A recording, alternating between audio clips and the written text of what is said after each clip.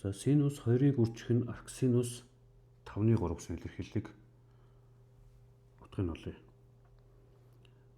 За хэрвээ энэ 2-ын тоо байхгүйсэн бид шууд 5-ны 3-ыг хариуг гаргах чинь. Гэхдээ энэ 2-ын тоо учраас энэ томыг ашиглана. Синус 2 альфа гэдэг бол 2-ыг үржих нь синус альфа, үржих нь косинус альфа энэ томыг ашиглая. Альфагийн оронд энэ байна гэсэн үг.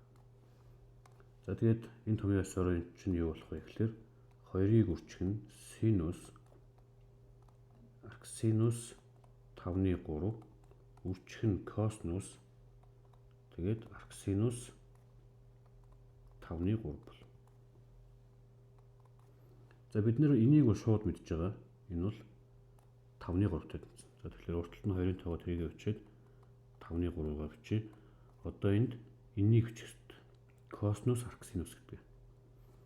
За энийг бодохын тулд үндсэн адилтгал ашиглана. За энэний өмнөх жишээг ойлгосон хүмүүс бол энийг амархан бодож байна. За тэгэхээр синус квадрат альфа дээр нэмэх нь косинус квадрат альфа гэдэг бол нэгтэй тэнцүү байдаг.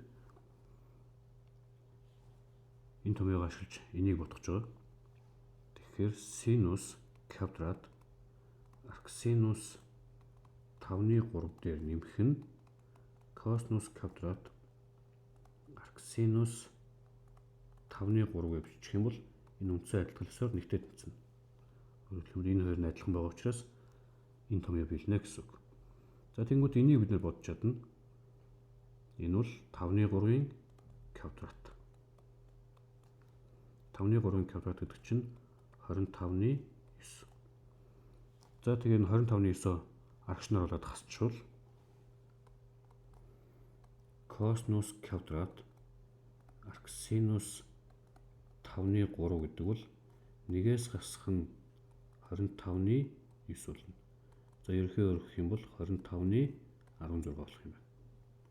За квадрат нь 25-ны 16-тай тэнцүү гэдгээс косинус арксинус 5-ны 3 гэдэг бол 5-ны 4 болно. Нэмэх тэмдэгтэй. За энэ дээр хас тэмдэгтэй байхгүй гэдгийг нь өмнөх жишээнд тайлбарласан байгаа. Бас 3 функц төсөв хичээл дээр тайлбарласан байна. За тэгэхээр бид нар энэнийхээ оронд 5-ны 4-ыг оруулж байна. За ингээд бодох юм бол 25-ны 12-ыг 2 өөрчлөөд 24 ингэж гарч ирнэ.